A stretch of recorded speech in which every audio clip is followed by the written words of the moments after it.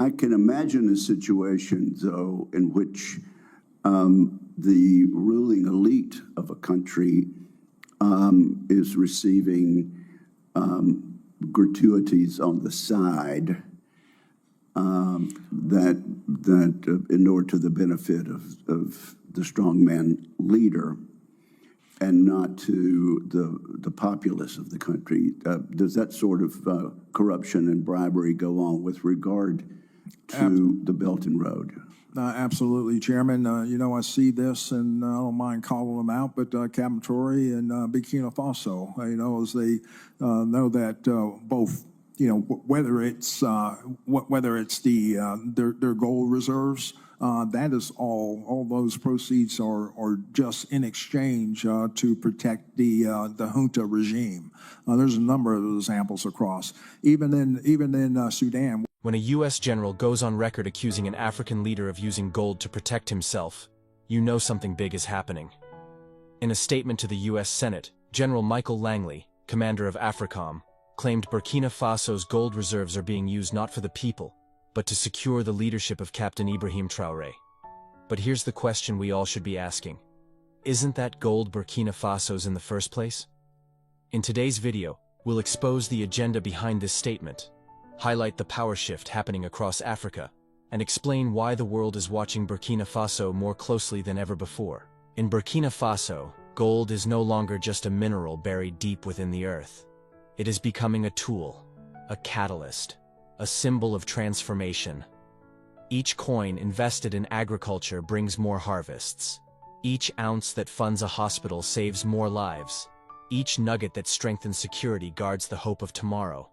Burkina Faso is proving that even in a world of uncertainty, a country can rise when it chooses to invest in its people, its land, and its future. This is more than development. This is the story of a nation reclaiming its destiny, 1 gram of gold at a time.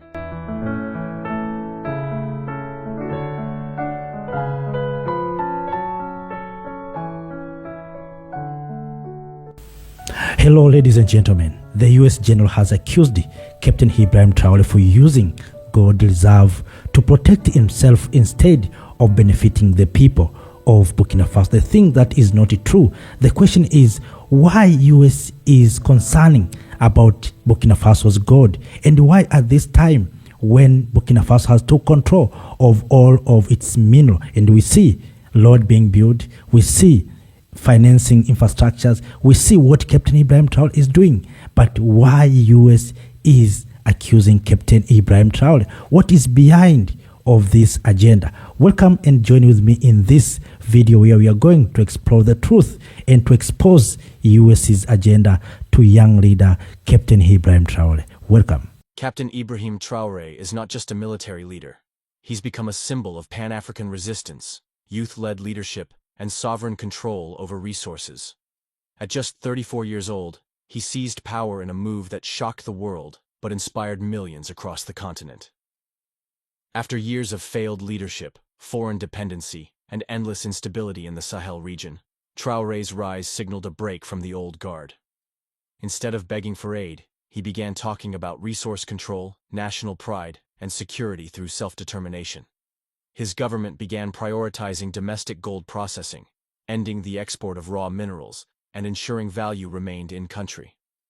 These weren't just policy changes. They were revolutionary statements in a region long controlled by foreign mining giants and foreign-backed governments. Laying the first stone is first and foremost a question of sovereignty. In the environment of gold production in Burkina, for a long time it was said that we were not a gold-producing country. But for some time, gold has become the leading export product. But we do not have control over gold, whether it is research, production, as you have seen the refinery. We asked ourselves lots of questions, and today we decided to put a whole chain together. You follow with fishing that we want to exploit the gold ourselves. And today we are laying the first stone of the refinery. It will no longer be a question of us taking our gold outside to be refined. We refine it on site. We know what the real content of the raw gold that comes out is. That is very important. And also it is necessary that through SONASP, we are in the process of inviting local gold miners to bring the gold back inside, because SONASP is the structure which will buy back the gold, and that we can refine here.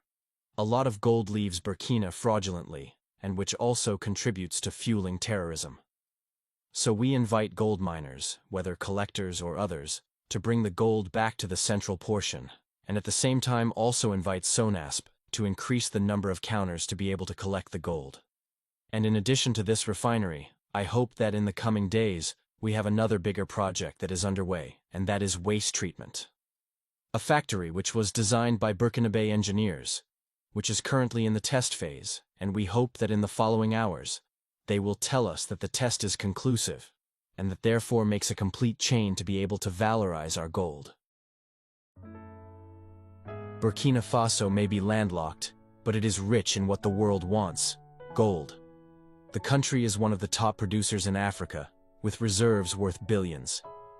For decades, these riches flowed out of the country in raw form, enriching corporations in Canada, France, and beyond. The people remained poor. Infrastructure collapsed. Security became a nightmare. So when a leader says, "Enough. We will process our minerals here. We will use our gold to defend ourselves," it sends shockwaves through the corridors of foreign power. And let's be clear, Burkina Faso's move is more than economic policy. It's a direct challenge to the status quo of foreign exploitation dressed as development.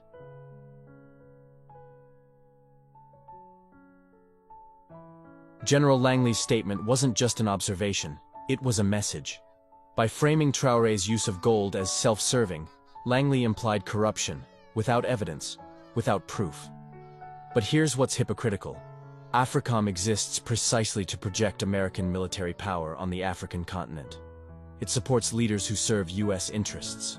So when a leader emerges who doesn't need them, who doesn't bow, he's labeled a threat. The statement also reflected an old colonial mindset, that Africa's resources must serve Western-approved purposes. When Africans decide how to use their own gold, it's suddenly a problem? That's not security concern. That's control panic. The framing of Traoré's defense efforts as protecting the elite ignores that his leadership was born out of popular demand. He didn't install himself with US money. He rose through the army, supported by the youth. Et à Bobo Dioulasso. The global gold market is tightly controlled. Western economies hedge currency, insure banks, and back investments with it. So when Africa starts saying, "We'll refine and keep our gold here," you're not just disrupting trade, you're challenging the monetary order. This isn't just about Burkina Faso. It's about sovereignty over value. If African nations begin using gold to back currencies, fund security independently, or resist IMF dependency, the financial ripple effect will be global. That's what they fear. When Western governments lose control over how and where African gold flows, they lose a tool of leverage. This fear manifests as diplomatic pressure, economic threats, and yes, military rhetoric like Langley's. Resource nationalism isn't a dirty word, it's a right. Every country has the right to control what lies beneath its soil. But when African leaders attempt it, they're called dictators, nationalists, or threats. It's the oldest game in the book, and it's one of the main reasons leaders like Patrice Lumumba, Muammar Gaddafi, and Thomas Sankara were eliminated or overthrown. Traoré's crime is not tyranny, it's independence. He is defying a decades-long tradition where African wealth props up foreign economies. By rejecting that model, he invites both admiration from Pan-Africanists and opposition from international stakeholders. You can't talk about Captain Ibrahim Traoré without mentioning Thomas Sankara, the revolutionary leader who once renamed Upper Volta to Burkina Faso, meaning land of upright people. Sankara also pushed for local control of resources, rejected IMF loans, and cut the salaries of top officials, including his own. His vision was of a self-sufficient Africa, proud, independent, and united. But in 1987, that vision was cut short. Sankara was assassinated in a coup many believe had foreign fingerprints. Today, Traoré is walking a similar path, and the global reaction is chillingly familiar. When a young African leader dares to prioritize his people and control national wealth, the old powers start circling again. Western narratives about Africa haven't changed. The media constantly portrays independent African leaders as strongmen, dictators, or military juntas, while ignoring the will of the people behind them. Captain Traoré's rise wasn't some self-serving power grab. It came from a failing system, supported by the youth and the people who were tired of foreign-dominated leadership. But the moment African leaders reject foreign control, the media switches gears. They're corrupt. They're militarizing. They're authoritarian. It's propaganda. And it's not new. The same was said of Kwame Nkrumah, Gaddafi, and even Nelson Mandela at one point. What matters is not how the world sees them, but how Africa remembers and supports them. Burkina Faso is not alone. The Sahel region is undergoing a political transformation. Mali, Niger, and Guinea have also taken bold steps toward reclaiming national sovereignty, cutting ties with foreign forces and pushing for local control. ECOWAS, once seen as a tool for regional unity, is now criticized for acting under Western influence, often pressuring these sovereign nations to conform. But the people are speaking louder than any diplomatic threat. In rallies and social media across West Africa, you'll hear the same thing. We support our leaders. We don't want foreign troops. We want control over our land, our gold, our future. The spirit of Pan-African resistance is alive. And it's not just political. It's cultural, it's generational, and it's unstoppable. Captain Traoré's decision to process gold in-country and remove foreign control sends a dangerous message. Dangerous for those who have benefited from Africa's disunity for decades. If Burkina Faso succeeds in keeping wealth within its borders, investing in infrastructure, education, and local defense, it becomes a model that others will follow. A threat to the colonial economic template that says, Africa can have raw materials, but not value-added wealth. That's why AFRICOM is speaking up. That's why the media is shifting the narrative. Because they know, if this new African consciousness spreads, their influence in Africa will fade. For good. Burkina Faso's stand is not just for Burkina Faso. It's for every African country struggling with resource exploitation, foreign intervention, and systemic poverty. The message is clear. We don't need to beg. We need to believe. If one country can control its gold, another can control its oil. If one country can defend its leader from external threats, another can protect its sovereignty. This isn't about war. It's about wisdom. About reclaiming the narrative and deciding as a continent that enough is enough.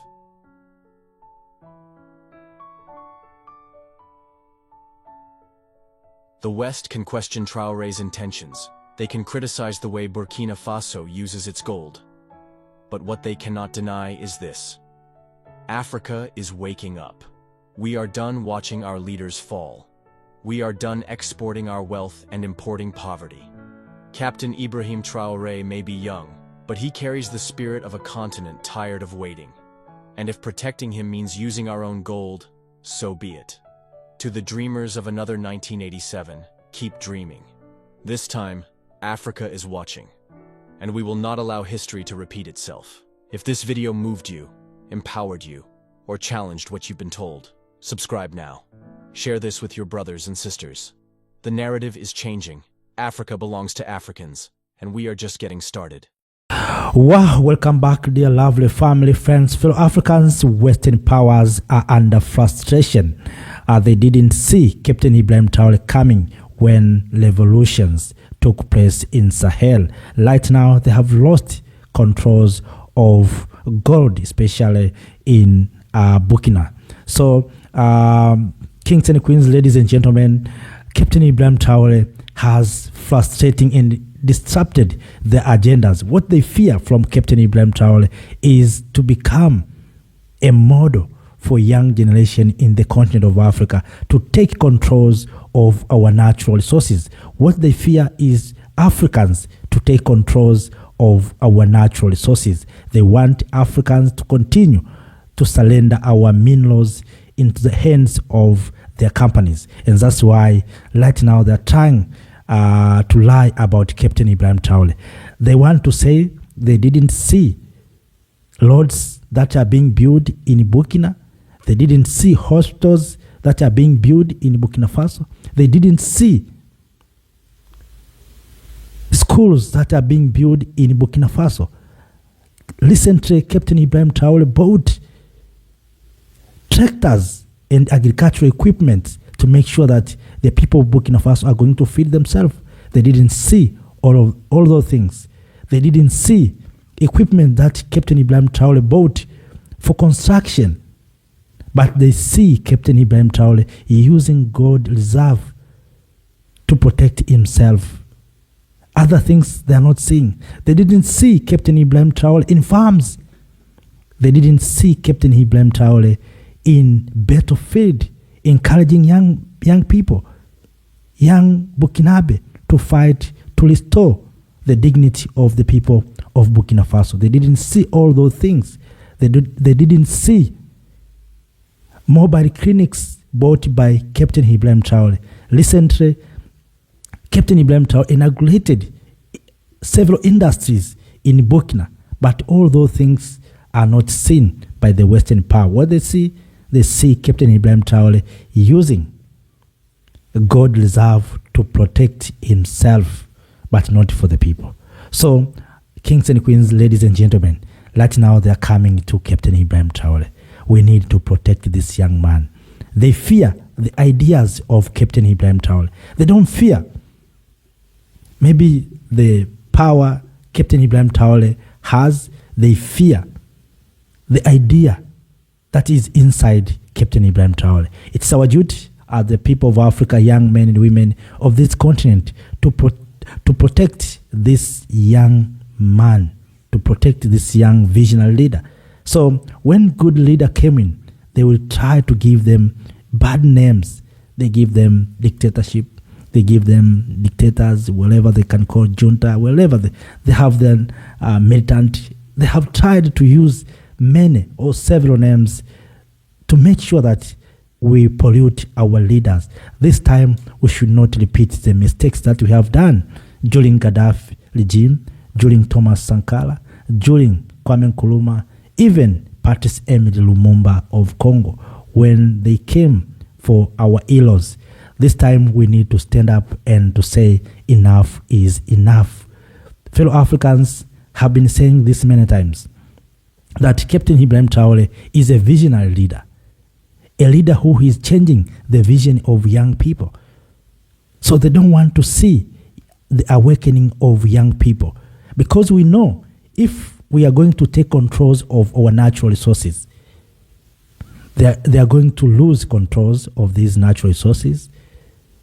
They are going to pay taxes, the things that they are not paying. They are going to buy from us. They don't want to buy from us. They want Africans to buy from them.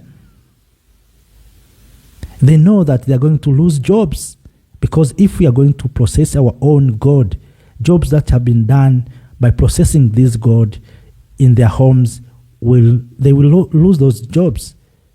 So this is not an easy task. This is not an easy task. And that's why Captain Ibrahim Traoré once said, homeland or death.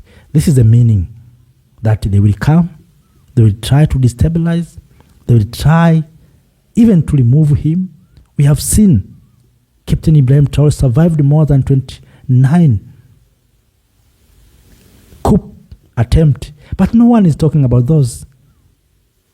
But they're seeing other things. Now you can realize why they want Captain Ibrahim Traoré to go out of power.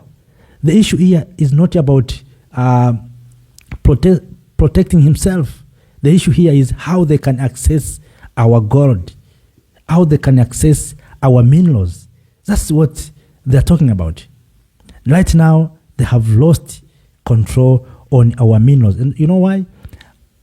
America, Donbass, was removed from Niger, I think, last year. If it is not last year, it is 2 years ago, when a Niger military leader, General Abdurrahman Chan took power, he closed U.S. drone base. Since then, U.S. has lost monitoring of gold and uranium and other minerals in Sahel. So right now, U.S. what is saying that these countries have using gold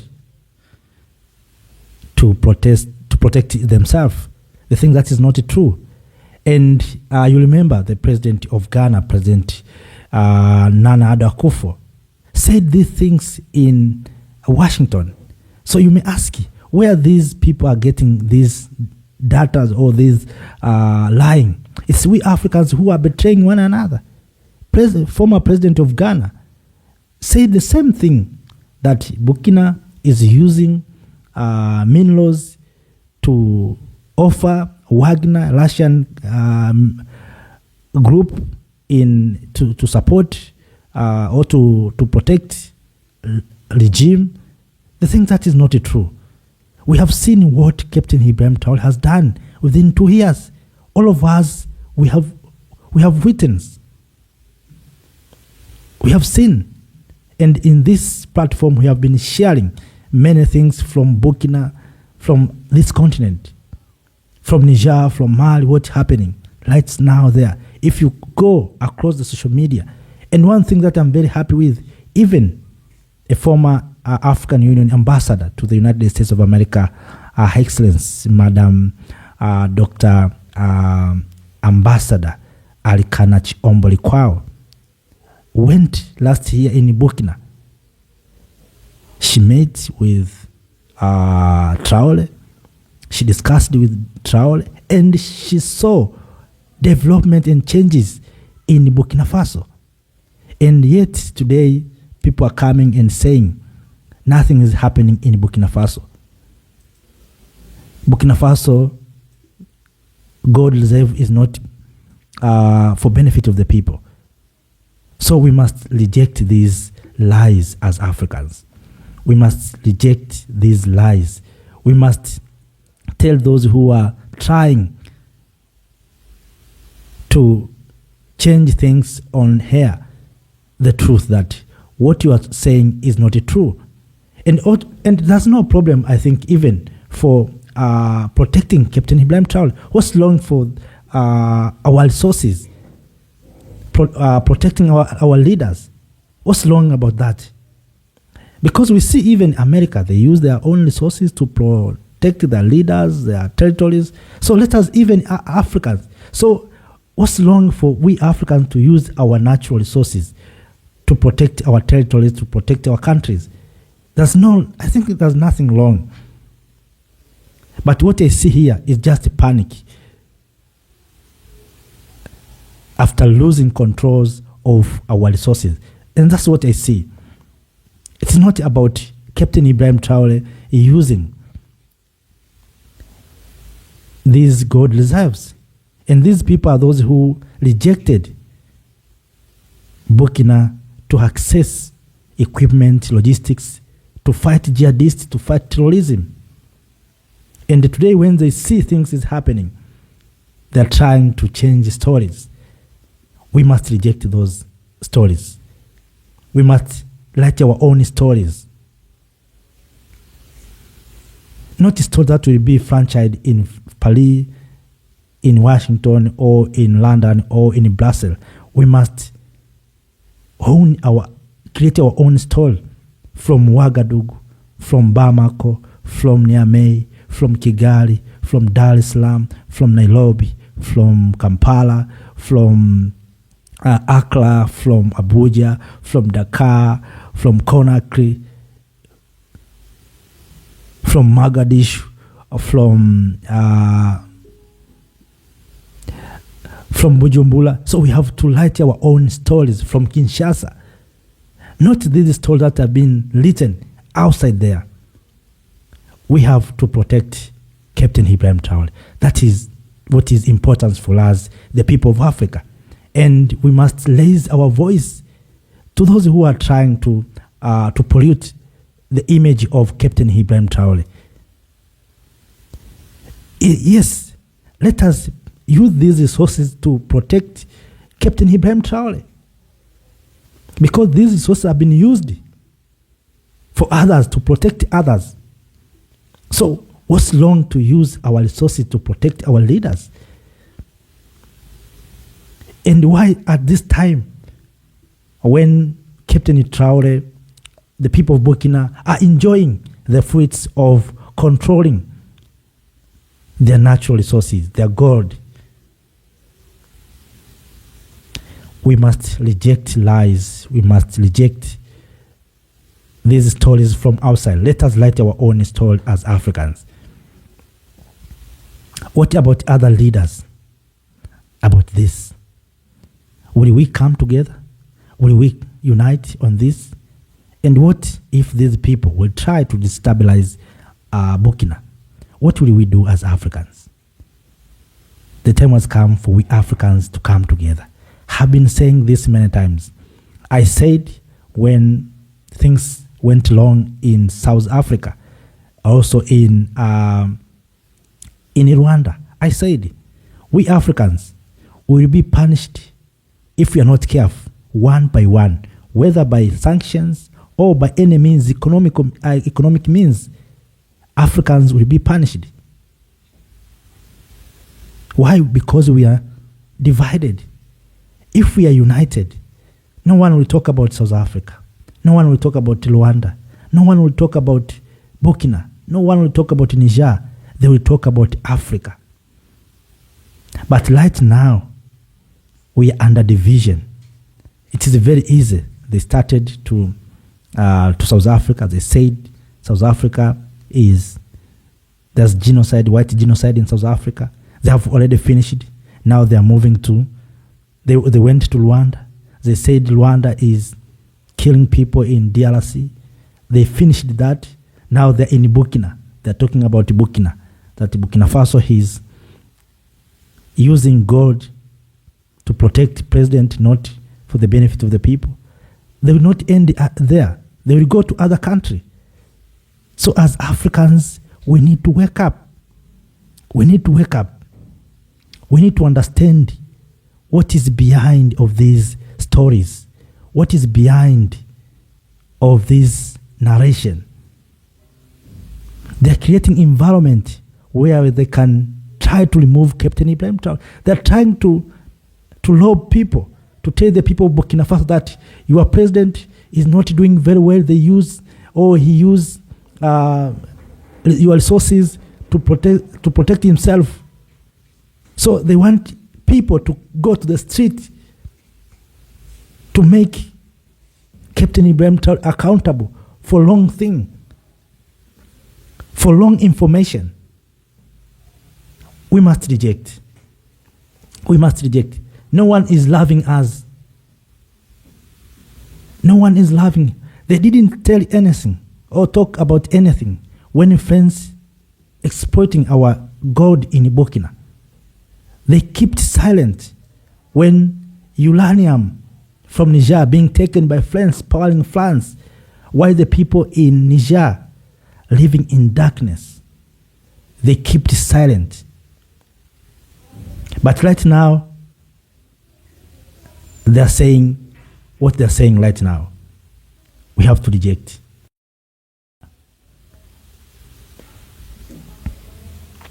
Fellow Africans, kings and queens, we have a duty to unite, because without unity, we'll be defeated. Our strength is within our unity. Now, they're talking about Captain Ibrahim Traoré.